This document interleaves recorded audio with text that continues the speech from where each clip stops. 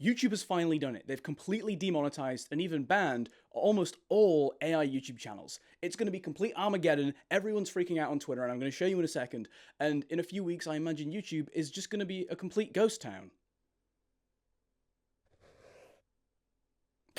Okay, so I'm going to walk you through exactly who's been affected, why I think they've been affected, and what I think YouTube is using to calculate whether they think a channel is mass AI slop production. I'm also going to show you what I've done in response to this with some of my channels, and what I think you guys should actually do to protect yourselves from this as well. Okay, let's get into this, because this is pretty crazy. So, as you can see, I have a massively long Twitter feed here of many people complaining and screenshotting what's happened to them and ranting and speculating. So as you can see here, we can say one that says they've been demonetized for inauthentic content that appears mass-produced or repetitive to increase views without adding significant educational value. That's interesting. This is basically the terminology that was in the July 2025 update, which was actually about repetitive content. This new inauthentic content is a new phrase. So really nothing has changed in terms of the policy that's been in place for 6 months. It's just YouTube have clearly now implemented a system that actually can detect this and then kill channels like very quickly. The other interesting part of this is the phrase without adding significant educational value or other value. The way I see it, there's really two or three types of value, right? You have educational value, you have entertainment value. And the entertainment can be split up into whatever you want, like where it's comedic, sad, angry, just triggering emotions, whatever. So if you add real educational value, then maybe your channel isn't at risk of demonetization. I think it's actually more complicated than that, which we'll get to it in a minute. But just to touch on this idea of educational value, I think how YouTube's detecting that is they're looking at videos and saying, is this creator using very vague statements in their videos? A vague statement is where you describe something, but then you don't put any data to it. There's like no real nuance. There's no facts. There's no figures. It's not a real personal anecdote. It's just like superfluous fluff. Another word or phrase for that is it's axiomatically null, and there's just nothing. There's nothing there. That's where that comes from. And if we look down here, it's pretty scary. If you don't successfully appeal your suspension for this channel, any other channels you may operate are also at risk of suspension from YPP. Now that's terrifying. You might think, oh, YouTube's just trying to scare me to have good behavior. Surely they're not implementing that really. Actually, if we go down here to this guy, you'll see that they actually are. Suspended due to related channel. Now that's really scary, and this is what made me take some really extreme actions with my backlog of over 20 monetized YouTube channels and what I've done. And I'll get into that in a minute. It's pretty intense. If we keep going through, there are a bunch of other channels that have been demonetized. Loads of creators are commenting on it. People who run big YouTube automation channels and all that kind of stuff. Some people are saying that their channel has really high editing, like this guy here, loads of editing, still images, blah blah blah, and still got taken down. So YouTube's being pretty strict about it, clearly. So clearly it's not just, oh, what's the editing look like? There's more to it than that again. A channel you guys are probably all familiar with is World War II Tales, which went viral a few months ago for basically creating AI slop that did hundreds of thousands of dollars a month. It was crazy. Good for him, but like if we just dig into this a little bit, he's complaining that his channel was demonetized for inauthentic content, and he completely disagrees with it because he hasn't uploaded clickbait, recycled, or unverified history. Now, in a sense, some of that may be true. Like it might not be unverified. Like he might be using real data and real quotes, or real archival history. But the recycled bit is questionable because it's probably all over the internet. Where has he found this information from? So I guess it is recycled. And if we talk this idea of clickbait, if we read some of these, I think they are. Like, where is the evidence that German generals were laughing at US logistics? Where is the evidence that German pilots laughed at the P-47? Like, where is the evidence for this? Like, it's hyperbolic, right? This guy clearly isn't happy. He thinks his videos are well written. And I'm just going to tell you now, like, it's obviously AI slop, right? If we click on one of these videos and we see what's going on here, there's a AI voiceover, there's a still image, and these images hold on screen for many minutes. If you see me scrolling along the timeline here, it changes after a few minutes here. What was that, 2 or 3 minutes? So there's another image, and then we scroll again, 3, 4, 5, 6 minutes, and then the image changes, right? So across this video, there's maybe 15 different images. From YouTube's perspective, that's clearly mass production, or a mass production strategy. And so if we get into this in a little bit more nuance, why do I think this channel got demonetized? YouTube is looking at the a lot of different factors here. So just to ping off what some of the things that I think it's looking at, I think it's looking at unauthorized content. So that could be you being really hyperbolic and showing graphical things that you shouldn't, like nudity or extreme violence. I think there's upload volume. So if we look at World War II Tales, okay, to be fair, they've cleansed their YouTube because of this issue, but like they were uploading more than daily before this issue occurred. And at that time, you know, if you're uploading daily hour-long videos that are huge deep dives, YouTube's kind of sat there thinking, well, how is that possible? How can a person possibly produce in-depth research every day and make it an hour-long video? That just seems really unrealistic. Then what's happening is they're looking at that upload volume and that video length. Then they're also looking at title frameworks. So what World War II Tales does is it has this very clear title structure where it says German pilots or German something, and then until, and then something else, right? So this sort of counter framing in the title frameworks, he's doing in almost every single video, and YouTube's picking up on that, and they're thinking, oh, there's a really repetitive pattern here, this might be mass produced. A more clear example of that is if you think of videos like every something explained in something minutes, right? And you do that for 50 videos in a row, YouTube's going, that's the same title over and over again, this must be spam, even if the content itself is different. So what else is happening here? They're probably also looking at thumbnail copy pasting. Now, this channel isn't really a big culprit for that, but you can imagine you've seen loads of channels where they just copy paste thumbnails all the time, and that's a huge problem. The script structure and wording is actually a really big factor here, because Gemini has become pretty good at detecting whether a script is AI or not. I'll show some examples on screen now. I've copy-pasted some scripts which are basic from basic AI prompting, and you'll see really high percentages of AI detection. And it takes a lot of effort and really skilled prompting in order to get that detection level down. So you'll see in these videos from the transcript that they always start with the date, and then it goes into some background, blah, blah, blah, blah, blah. And if we go to another video, you'll find that this video also starts with the date. And you know, blah, blah, blah, blah, blah. So it's a repetitive structure, and it's really easy for Gemini to scan and go, yep, that's clearly a repetitive structure.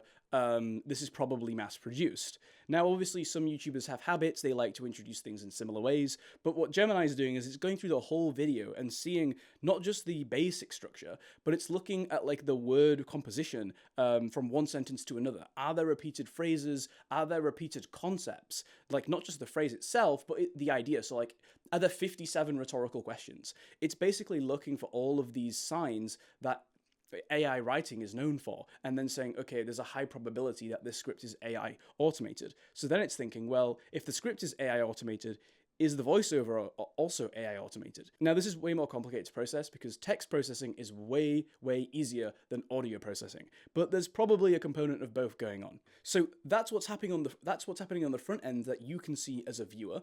But on the back end, there's also that kind of idea of like the YouTube trust score. And I think there's never been more evidence for this than now because of what I've seen happening, right? So some channels in specific niches have been demonetized in bulk. And then other channels in the same niche who seemingly have the same formula, they have the same sort of packaging, they have the same writing style, and for whatever reason, they're not getting demonetized. And what I've seen from discussing it with some of my clients and people in my school community and comparing that to some of my own channels and other channels on YouTube is that my channels seem to be okay. And that's interesting because my AdSense account is 8 or 9 years old. My emails are all really old. I've been doing YouTube for a long time. So YouTube probably just trusts me in general. Whereas some other people who have channels really similar to mine are getting demonetized. So there are a number of factors at play here. So YouTube is enforcing this inauthentic content policy for 3 reasons. Firstly, it's costing YouTube a ton of money to deal with all of the AI slop that's being uploaded in mass. And when I say money, I mean server costs to host videos that get 0 views, but they're all 3 hours long. So it's really cost ineffective. It's also bad for the environment, but honestly, I'm not sure if YouTube care about that. The second reason is because maybe, just maybe, YouTube cares about their viewers, and they've realized that many of these AI slop channels, which are hyperbolic in terms of news and politics, are actually scaring and fear-mongering towards old people. I have old people in my life who maybe aren't up to speed with the current technological trends, so when they watch a YouTube video of a guy in a lab coat telling you about the latest health tips, they think that's the equivalent of BBC or CNN, when in fact it's all AI slop. So maybe YouTube are trying to protect those people. And the third reason is because a lot of these channels are designed to be played while people are asleep, and YouTube has had a hard time detecting that in the past, and they're still playing ads on it, which means that advertisers are losing a ton of money, and they're not happy, and so therefore neither is YouTube. As I said earlier, what am I doing with my channels in particular? So I have 20 plus YouTube channels going back to like 2018. I've done all kinds of content. I started a bit sloppy, and then things improved over time, and now most of my channels are high quality, but sometimes I make case studies and, examples for you guys, and those channels can be relatively simple, and some of them would probably be exposed to this new policy change. So what I did is I went through the backlog of like 20 plus channels, and I deleted all of the videos across all of the ones that I thought were even slightly at risk of hitting this new policy. So that was a really extreme action, but from my viewpoint, it's not really worth getting all of my channels demonetized or even shadow banned by YouTube, because that has a huge impact on my business of growing YouTube channels and then teaching other people how to do so. So that's what I've done, and now I'm just doubling down on those high quality channels where I have really high production quality, where the script writing is either 100% authentic or it's only AI assisted slightly, and you can't tell when you submit it to Gemini that it's got any AI involvement to it.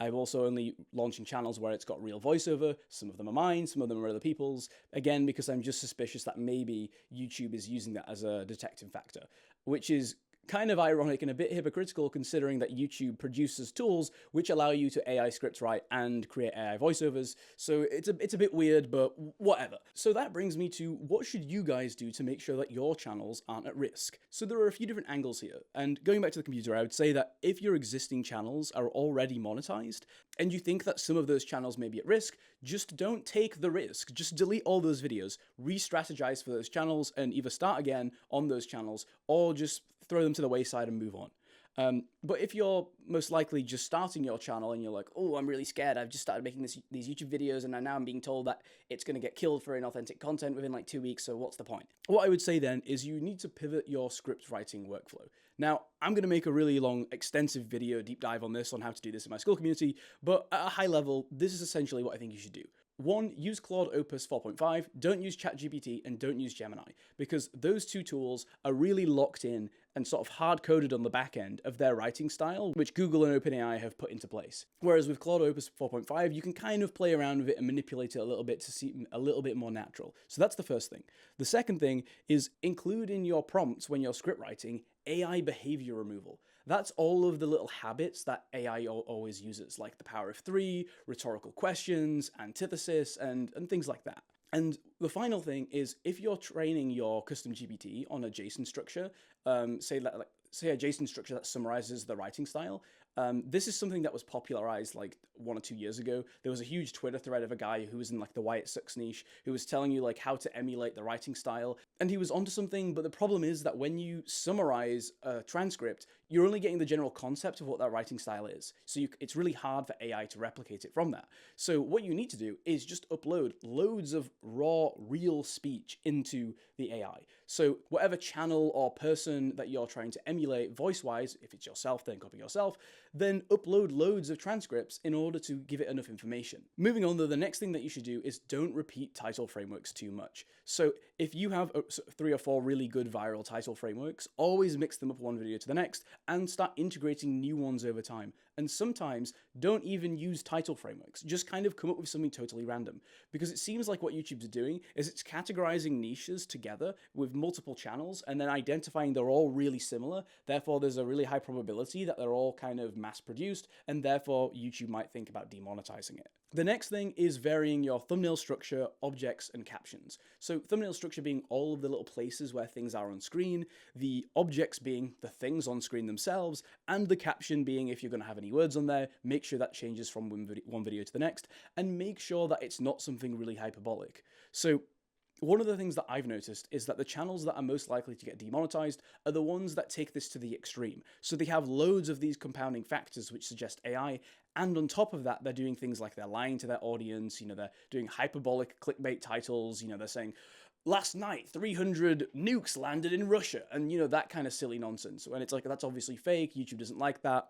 So that's a really high risk. So I would call that like a tier 1 risk. Tier 2 is probably the World War II Tales example, where it's clearly AI and mass produced, but they're not doing crazy over the top extreme claims all of the time. And then tier 3 under that I would probably say is things like nostalgia channels, where the thumbnails and titles do vary a lot, but the underlying writing does feel relatively prescriptive and like AI. Now, because of YouTube's new inauthentic content policy, which I kind of agree with, I have spent the last 9 or 10 hours figuring out if it's actually possible to chain prompt Claude and give it enough information so that you can create scripts that are not detectable as AI when you submit them to Gemini. And I've actually done that. The first script that I submitted was like 92% AI detected, and the last one I submitted was only 10%. So it turns out that it's possible. So I'm actually going to teach this strategy on a live call in the next couple of weeks, one on the 17th of January and another one on the 24th of January. Over in my school community, and the point of this technique is not to mass produce AI slop. The idea is to enhance scripts to make them, as YouTube says, with educational value. That means nuance, specificity, variety, and not just slop. You should always use any AI prompting that you do in unison with your own human input. The key really is any AI involvement that you have in your script writing or any other part of your production process, it always has a human overseer who's interacting with it and adding a real human touch to add that extra value. If you want to learn how to use AI ethically and build an ethical faceless YouTube channel, just click the link in the description and I'll see you over there.